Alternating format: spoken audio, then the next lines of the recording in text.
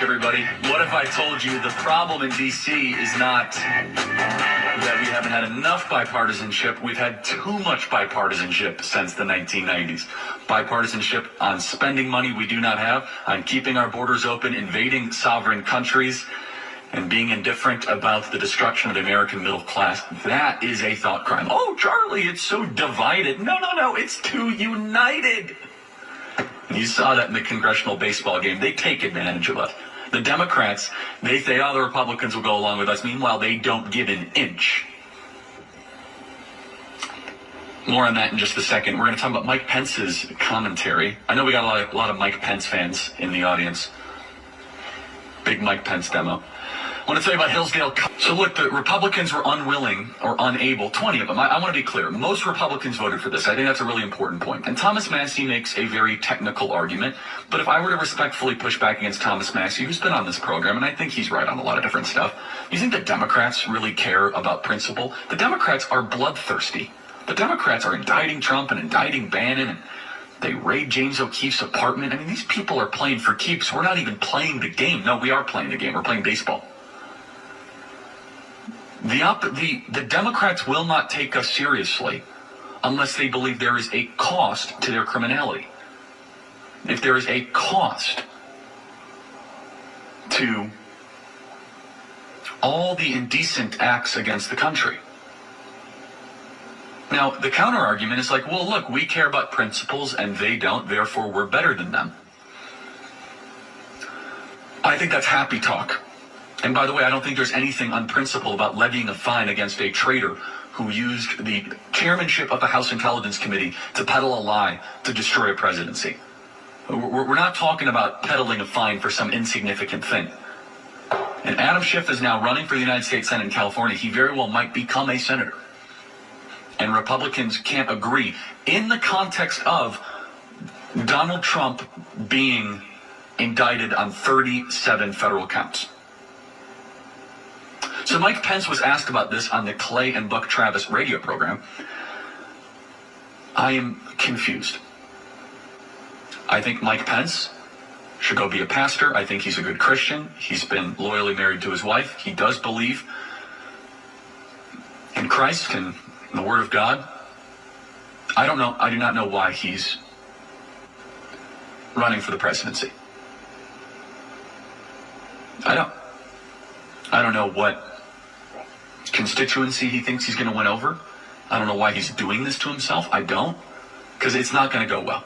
This is just the beginning of widespread media, right-wing media attacks and humiliation against him. And I say this actually as someone, he was always very sweet to me. He took me on Air Force 2. We had a great time together.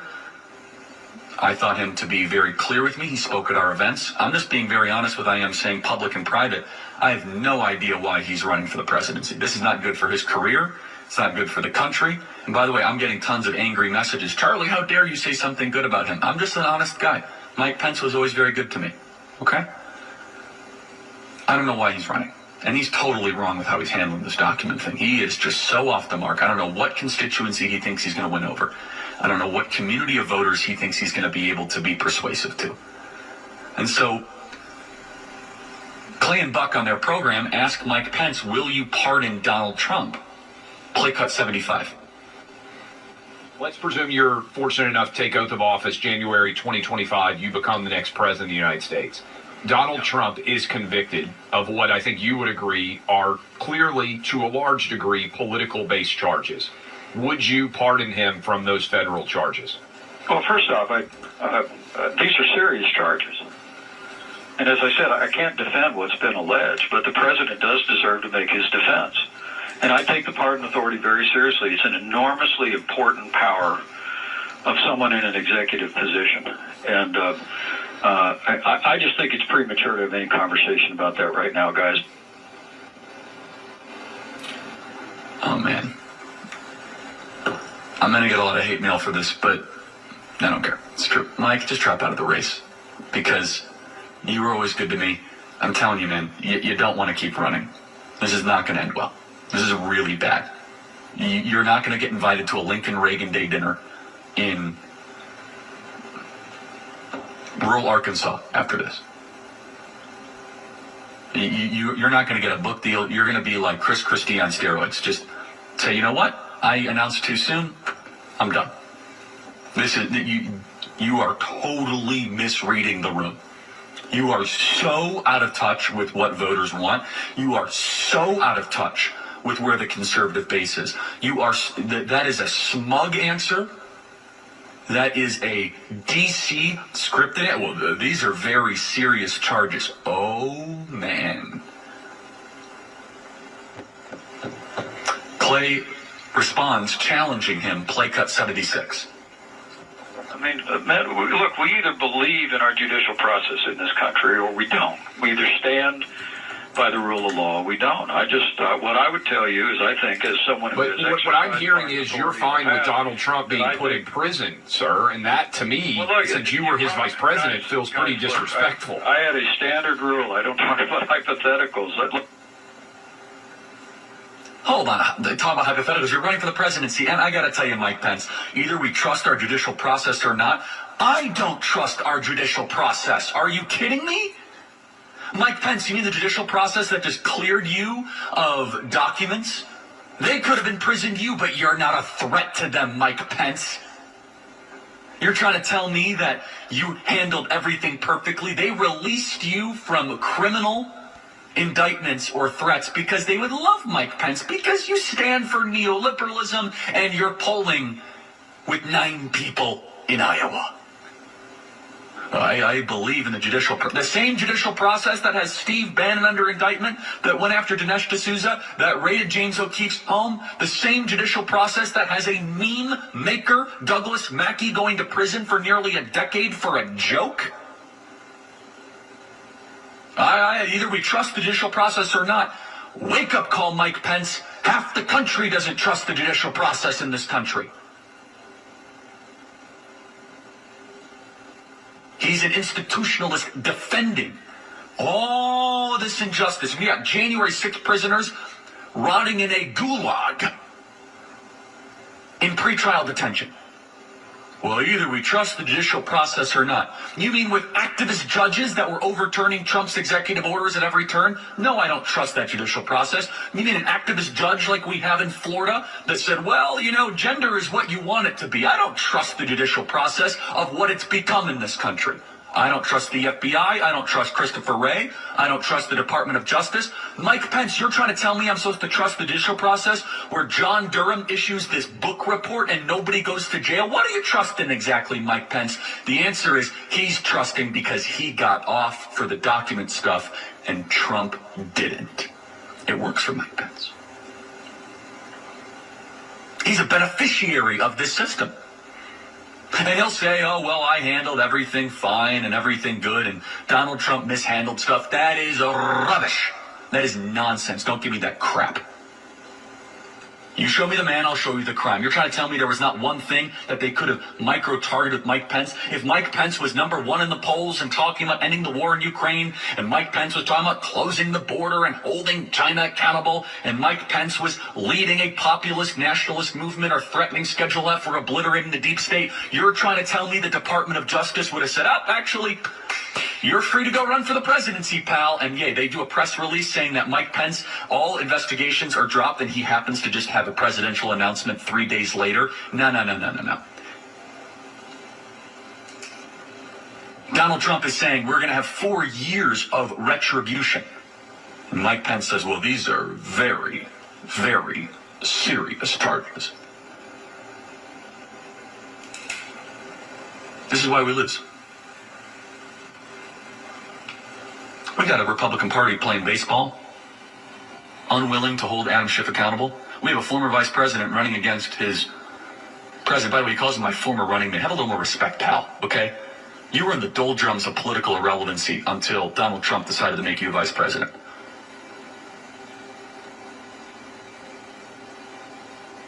And the Democrats, they're looking at Mike Pence on this talk radio and they're laughing and they say, there's no opposition party. There's no pushback. Mike Pence didn't show up to Miami when Mike Pence called into a national radio program. When given an opportunity, I don't talk about hypotheticals. Hey, bro, running for the president is a hypothetical. The whole running for the presidency is a hypothetical. will do this on first day of office. Hypothetical. I won't do this. That's hypothetical. Donald Trump is facing 100 years in prison for a paperwork dispute. Meanwhile, House Republicans can't even manage to censure Adam Schiff. Adam Schiff for lying and deliberately leaking secret information to frame a sitting president and nullify a democratic election. Democrats play for keeps, and Republicans don't even play. ReliefFactor.com. Someone was going to be president of the United States. A former Speaker of the House does an interview. Paul Ryan. And I'm the first one to admit I was young, naive, and I thought this guy was really going to be the future of the party. Producer Andrew, I think, shared that view. He seemed to be really clear and a consensus builder, really strong on fiscal discipline. And he's a uniparty hack. He is a neoliberal. So he was pressed on an interview about chemical castration of kids, grooming, and Paul Ryan wants to make sure he doesn't offend his corporate donors or his corporate allies in the lobbying world. And he says, I'm not a culture war guy. This is an extraordinary piece of tape, and it fits this theme. Why are we losing the country? It's not because of you. You guys are doing your job. You're praying for your country. You're involved. You're precinct committeemen. It's because your leaders hate you, and they don't share your values, and they'll lie to you to get power. Play cut 24 of Paul Ryan telling you that getting involved in school boards is not really his thing. Instead, I don't want to do polarizing stuff. Instead, I want to be focused on China and cutting Social Security. Play cut 24. Republican lawmakers around the country are pushing legislation when it comes to banning books. It could be trans rights. Call it anti-woke, however you want to label it. Is that a good approach, a good strategy? You're a football fan. Is that the way you should approach it? Yeah, I'm not a culture war guy. I think it's really polarizing. Look, on some of these issues, I'll side, with the anti-woke crowd. But to me, I'm worried about a debt crisis. I'm worried about, the future of our country and China. There are big policy problems that we need to tackle if we want to have a great 21st century for this country. But for me, I'm an old Jack Kemp guy. I believe in inclusive, aspirational politics. Solve problems. We got huge problems. Dodge, dodge, dodge, keep the checks flowing. Dodge, dodge, dodge, keep the checks flowing. Worthless. Get off the airwaves, Paul Ryan. I'm not a culture war guy. Yeah, you are Vichy French guy is what you are. Go ahead. Take over our lands, conquer our territory, groom our kids, pervert our schools, infect our lands. But can I be in charge of the 30-year debt plan to make sure that we're actually only growing spending by 2% instead of 4.5%? At least I don't get called Hitler, and at least I get invited to the cocktail party at the Kennedy Center. I'm a respectable Republican. I still get invited to Lockheed Martin's gay pride celebration. Look at me, I'm Paul Ryan. It's Paul Ryan and Mike Pence. These people are institutionalists of a system that no longer exists. I'm a reasonable guy. Look at me, I'm Speaker Paul Ryan. Available for hire for $80,000 a month to push your piece of legislation of your choice, as long as you don't make me say something bad against groomers. We're coming up with more next hour. Email us freedom@charliekirk.com.